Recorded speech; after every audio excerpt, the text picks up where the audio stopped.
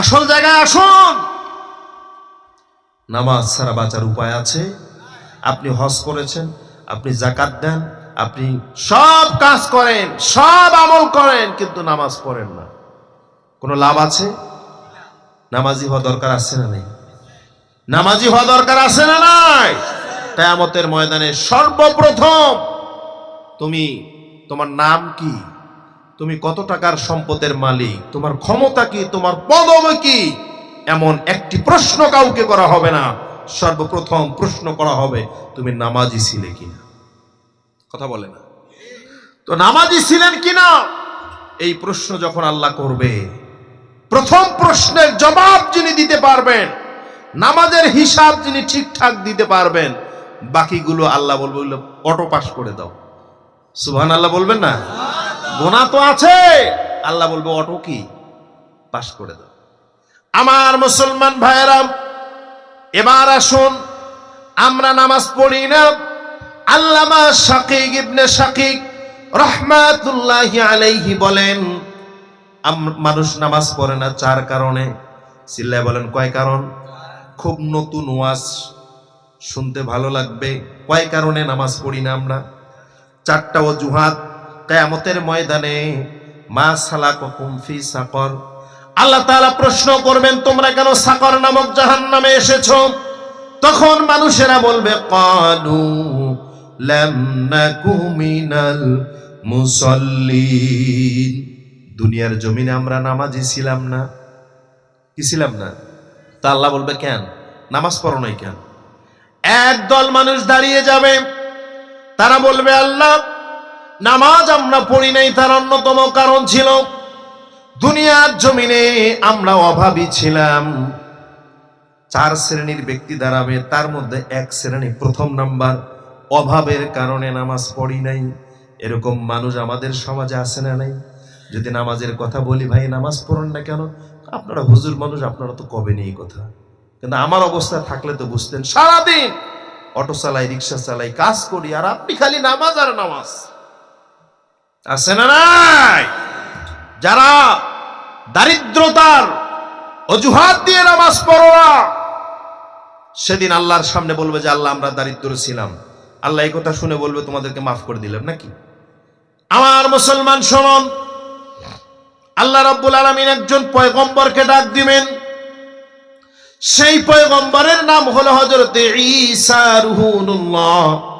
দুনিয়ার জমিনে অনেক কষ্ট করেছেন। ঈসা আলাইহিস সালাম বড় অভাবী ছিলেন। ও দুনিয়ার মানুষ শোনো, মুসলমান শোনো, অভাবের অজুহাত দিয়ে নামাজ পড়ো না।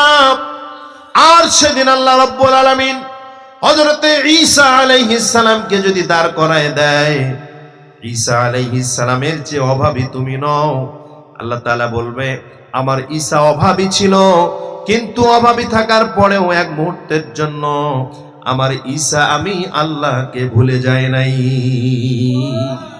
অতএব দারিদ্রতা, অভাব, এই অজুহাত দিয়ে নামাজ থেকে পার পাওয়ার কোনো সুযোগ। দ্বিতীয় আর 1 শ্রেণী দাঁড়িয়ে যাবে, বলবে আল্লাহ দুনিয়ার জমিনে আমরা অভাবী ছিলাম না, দুনিয়ার জমিনে আমরা রোগগ্রস্ত ছিলাম, অসুস্থ ছিলাম, এই কারণে নামাজ পড়তে পারি নাই। আল্লাহ বলবে যেহেতু অসুস্থ ছিলে সেহেতু মাফ করে দিলাম, নাকি বলেন? এবার শোনাম, ঠুনকো, জ্বর, সর্দি, কাশি, মাথা ব্যথা, গলা ব্যথা, এরকম অসুস্থতার অজুহাত দিয়ে অনেক মা বোনও আছেন তারা নামাজ পড়েন না। অনেক বাবাজি আছেন উজু করলে জ্বর বাড়বে, এরকম অজুহাত আছে না নাই? এরকম অজুহাত আছে। এরপরে ঠুনকো, জ্বর, সর্দি হলে পরে নামাজের মধ্যে যেতে চায় না। এই অজুহাত দিয়ে তারা আল্লাহর সামনে সেদিন দাঁড়িয়ে বলবে আল্লাহ নামাজ পড়ি নাই, কারণ হলো দুনিয়ার জমিনে আমরা অসুস্থ ছিলাম। আল্লাহ রাব্বুল আলামিন আর একজন পয়গম্বরকে ডাক দিবেন, তার নাম হলো হযরত আইয়ুব আলাইহিস সালাম। ঘটনা সবার জানা আছে, এই দুনিয়ায় যত মানুষ যত অসুস্থ হোক না কেন, যত রোগগ্রস্ত হোক না কেন, আইয়ুব আলাইহিস সালামের চেয়ে অসুস্থ দুনিয়ার জমিনে কেউ আছে নাকি? সর্বঙ্গ শরীর পোকায় খেয়ে ফেলেছে। জিবরাইল আসছেন, সর্বশেষ ঘটনা ওনার জীবনের। এরপরেই তিনি আবার আল্লাহ তাআলা তাকে সুস্থ করেছেন। জিবরাইল এসে সালাম দিয়েছেন, আসসালামু আলাইকা ইয়া আইয়ুব। আইয়ুব আলাইহিস সালাম সালামের কোনো জবাব দিলেন না, অনেকক্ষণ চুপ করে থাকলেন। এরপর জবাব দিলেন, ওয়া আলাইকুমুস সালাম। জিবরাইল বলল, ও আল্লাহর নবী আইয়ুব, আপনি কি আমার উপর মন খারাপ করছেন নাকি? আপনি কি আমার উপর রাগ করেছেন নাকি? আইয়ুব আলাইহিস সালাম বলল, কেন? জিবরাইল বলল, এতদিন আপনাকে সালাম দিতাম, সালাম দেওয়ার সাথে সাথে সালামের জবাব দিতেন। আজকে সালাম দিলাম, অনেকক্ষণ পর সালামের জবাব দিলেন, ঘটনা কি? আইয়ুব আলাইহিস সালাম বললেন, ভাই জিবরাইল, আপনি যখন আমাকে সালাম দিয়েছেন, তুমি যখন আমাকে সালাম দিয়েছো, সেই সময়ে আমার শরীরের এমন কোনো ভালো গোশত নাই যে পোকাগুলো খাবে।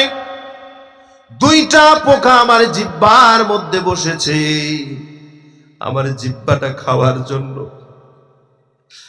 আর তুমি যখন আমাকে সালাম দিয়েছো, আমি যদি জিহ্বাটা নড়াতাম আর যদি সালামের জবাব দিতাম, পিঁপড়া দুটো আমার জিহ্বার গোশতগুলো খাইতে তাদের অসুবিধা হয়ে যেত। আর কিয়ামতের ময়দানে আল্লাহর সামনে যদি অভিযোগ করত, কত পিঁপড়া আইয়ুবের গোশত খেয়েছে, আমরা দুইজন যখন গোশত খেতে গেলাম আইয়ুব আমাকে গোশত খেতে দেয়নি, এই অভিযোগ যদি আল্লাহর কাছে করে, আমি সেদিন আল্লাহর কাছে আসামির কাঠগড়ায় দাঁড়িয়ে যাব। এজন্য জিবরাইল, তুমি যখন সালাম দিয়েছো, যতক্ষণ না পর্যন্ত পিঁপড়াগুলো আমার গোশত খেয়েছে, ততক্ষণ পর্যন্ত আমি তোমার সালামের জবাব দেই নাই। এবার আসেন, আপনি কি অসুস্থ? দাঁড়িয়ে পড়তে পারেন না? বসে পড়েন। বসে পড়তে পারেন না? শুয়ে পড়েন। ইসলাম এত সহজ যে হুজুর আমি শুয়েও পড়তে পারি না, নবীজি বলেন ইশারায় পড়ো। সুবহানাল্লাহ বলবেন না? ও দুনিয়ার মুসলমান, অসুস্থতার অজুহাত দিয়ে নামাজ থেকে পার পাওয়া যাবে না, দারিদ্রতার অভিযোগ দিয়ে নামাজ থেকে পার পাওয়া যাবে না। তৃতীয় নাম্বার, আর এক শ্রেণী দাঁড়িয়ে যাবে, তারা আল্লাহকে বলবে, আল্লাহ দুনিয়ায় অসুস্থ ছিলাম না, অভাবীও ছিলাম না, দুনিয়ায় দাস ছিলাম, মানুষের বাড়িতে কাজ করতাম। এরকম মানুষ আছে না নাই? দাস, গোলাম, এরকম মানুষ আছে না নাই? তো আল্লাহ বলবে মাফ করে দিলাম নাকি? আল্লাহ রাব্বুল আলামিন আর একজন পয়গম্বরকে ডাক দিবেন, তার নাম হলো হযরত ইউসুফ আলাইহিস সালাম। ও দুনিয়ার মানুষ, দাস হও, গোলাম হও, আমার ইউসুফের মতো বড় দাস তুমি হতে পারো নাই। বিস্তারিত বললাম না, বুঝে নেবেন। চতুর্থ নাম্বার, আর এক শ্রেণী দাঁড়িয়ে যাবে, আল্লাহকে বলবে, আল্লাহ দুনিয়ার জমিনে অসুস্থ ছিলাম না, অভাবী ছিলাম না, দুনিয়ার জমিনে দাস বা গোলাম ছিলাম না, দুনিয়ার জমিনে আমি বড় লোক ছিলাম, কোটিপতি ছিলাম, পয়সাওয়ালা ছিলাম, ধনী ছিলাম, সম্পদ তো তুমি দিছো, সম্পদ তো তুমি দিয়েছো। সম্পদের হিসাব করতে করতে 12টা 1টা 2টা বেজে গেছে, ফজর কখন হয় জানি না।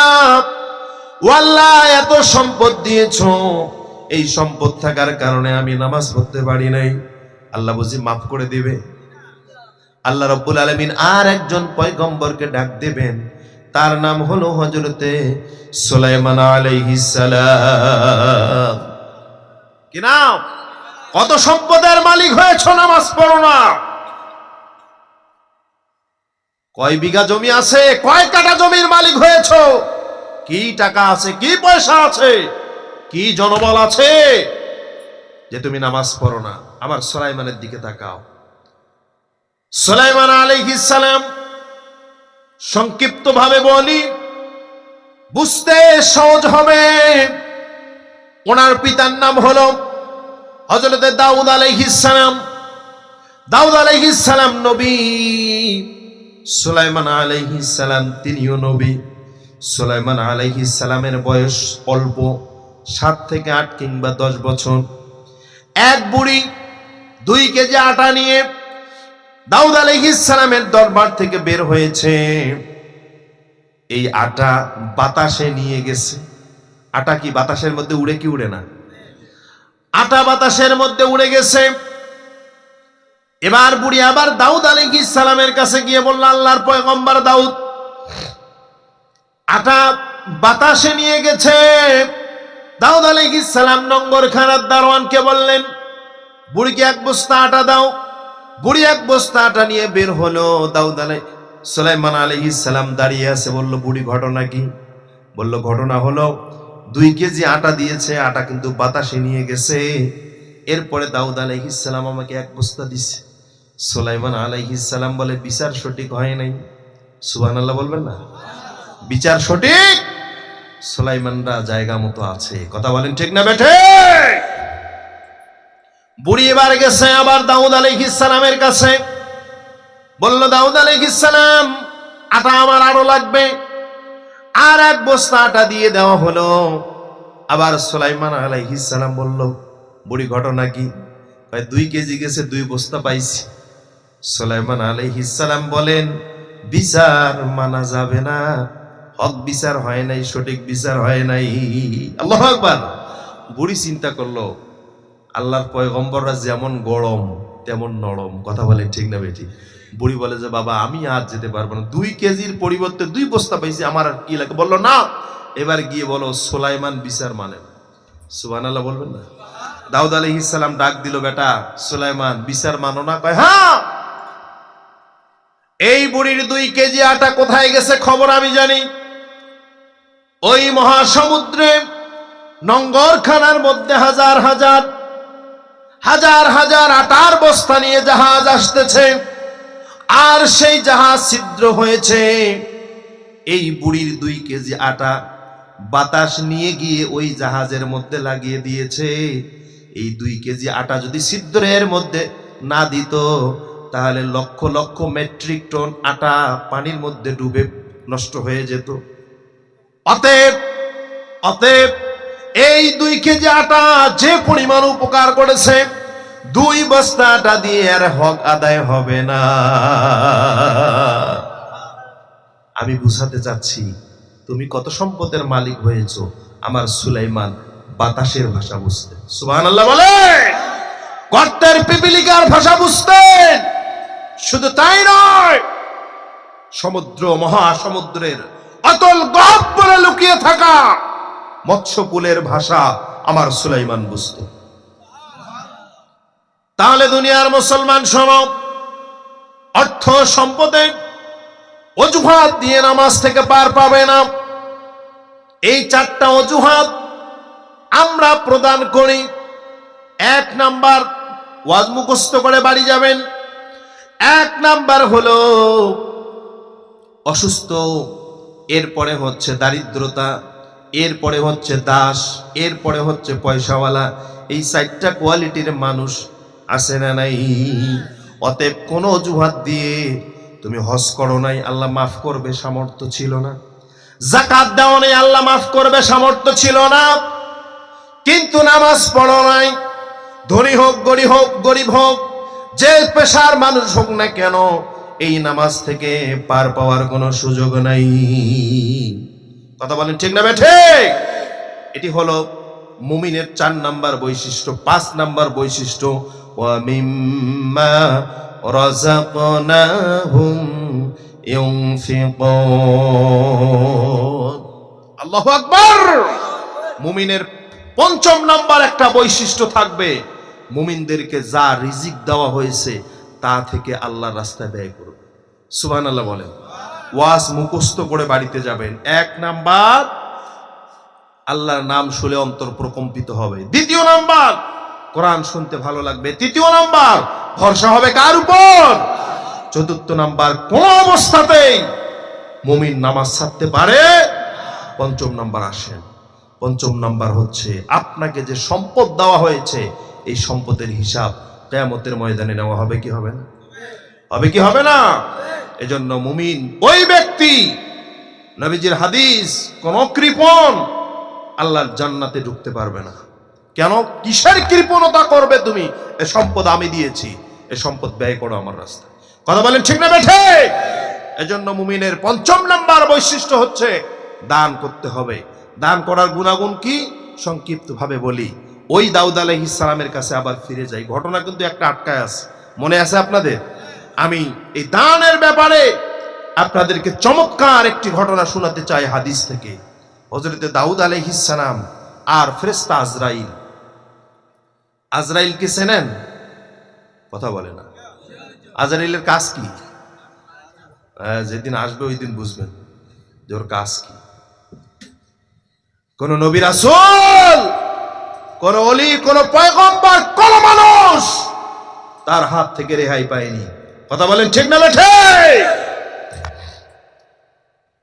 হঠাৎ আজরাইল পাঠাইয়া তোরে নিতে পারে তুলিয়া, কিসের আশায় আছো রে মন মালিকের ভুলিয়া। আজরাইল আলাইহিস সালাম এসেছেন দাউদ আলাইহিস সালামের সাথে। আজরাইলের খুব ভালো বন্ধুত্ব, দুইজন ভালো বন্ধু। তবে আজরাইল ওর কাজ যেহেতু আলাদা, তো দাউদ আলাইহিস সালাম জিজ্ঞাসা করতেন, বন্ধু জান নেওয়ার জন্য আসছে না গল্প করার জন্য আসছে? কয় না, আমি গল্প করার জন্য আসছি। কয় ঠিক আছে তাহলে বইস। আজরাইল বুঝেনি তো। তো আজরাইল আলাইহিস সালাম বসে আছেন দাউদ আলাইহিস সালামের কাছে। এমন সময় দেখতে পেলেন দাউদ আলাইহিস সালামের পাশে এক ব্যক্তি বসে আছে। আর 10 মিনিট পর ওর জান কবজ করার হুকুম আল্লাহ জারি করেছেন। আজরাইল এই জানটা কবজ করবেন। কিন্তু দাউদ আলাইহিস সালামের পাশে বসে আছে। আজরাইল আলাইহিস সালাম বন্ধু দাউদকে বলল, ও বন্ধু দাউদ, আপনার পাশে যিনি বসে আছেন তার কিন্তু জান কবজ হবে একটু পর। দাউদ আলাইহিস সালাম অনেকটা আশ্চর্য হয়ে গেলেন, সভা ভেঙে দিলেন, যে যার মতো চলে গেল। পরের দিন আজরাইল আবার আসছে, এসে দেখে দাউদ আলাইহিস সালামের পাশে ওই ব্যক্তি আরো বসে আছে। সুবহানাল্লাহ বলে। তো দাউদ আলাইহিস সালাম বলল, বন্ধু ঘটনা কি? তুমি না কালকে বললে একটু পরে তার জান কবজ হবে, ও তো আমার পাশে বসে আছে। তো আজরাইল বলল, ঘটনা আমিও জানি না। ঘটনা জানেন কে? আল্লাহ জানেন। আল্লাহ আমাকে জানাইছেন। কেমনে? ওই ব্যক্তি যখন মজলিস থেকে বের হচ্ছিলেন তখন এক ভিক্ষুক এসে বলতেছে, বাবা আল্লাহর রাস্তে কিছু দান করো। তখন ওই ব্যক্তি তার পকেটের মধ্যে যা ছিল সব ফকিরকে দিয়ে দিয়েছে। বলেন তো এই পকেটের খবর জানে কে? আমি আশরাফি জানি। আপনার পকেটে কি আছে আমি জানবো? এবার আসেন, পকেটের খবর কে জানে? এর মানে আপনার কোন চিপায় চাপায় কোথায় কি আছে সব খবর জানে কে?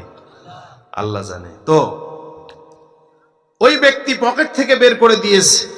তো দাউদ আলাইহিস সালাম বলল, কয় টাকা দিছে? কয় এটা তো আমি জানি না, আল্লাহ জানে, আল্লাহ আমাকে পরে জানাইছে। 6 দিরহাম। কয় দিরহাম? 6 দিরহাম ছিল, সব দিয়ে দিয়েছে ফকিরকে। ফকির এবার দোয়া করেছে আল্লাহর কাছে, আল্লাহ যেই বান্দা তোমার দান করলো তার হায়াতের মধ্যে বরকত দাও। সুবহানাল্লাহ বলেন। কিসের মধ্যে বরকত দাও? হায়াতের মধ্যে বরকত দাও। আল্লাহ বলে ঠিক আছে, একটা দিরহামে 10 বছর, অর্থাৎ 60 বছর বাড়াই দিলাম। সুবহানাল্লাহ বলবেন না? এর মানে দান করলে আপনার হায়াতও বৃদ্ধি করে দিবেন কে? এটি স্পষ্ট হাদিস। আপনার দুনিয়ার আপদ বিপদ বালা মুসিবত সব দূর করে দিবেন কে? এবার আসুন, ওই যে গোস্ত খাইছে আর গোস্ত খাইনি মনে আছে, সেটা বলার আগে আপনাদের এই ঈদগাহর ময়দানের উদ্দেশ্যে একজন মানুষ উঠবেন না। কারা কারা উঠবেন হাত তুলেন। আলহামদুলিল্লাহ, মাশাআল্লাহ। একজন মানুষ উঠবেন না। আমি মুসাফির হালতে আছি, সকলের জন্য দোয়া করব ইনশাআল্লাহ। এবার আসেন, এখানে অনেক ভাই আছেন, সবার নাম আমার, কারণ আমি আমার জানা নাই, আমার ওয়াহিদুল ভাইয়ের নাম জানা আছে। এই ওয়াহিদুল ভাই একটা প্রোগ্রামে গিয়েছিলেন।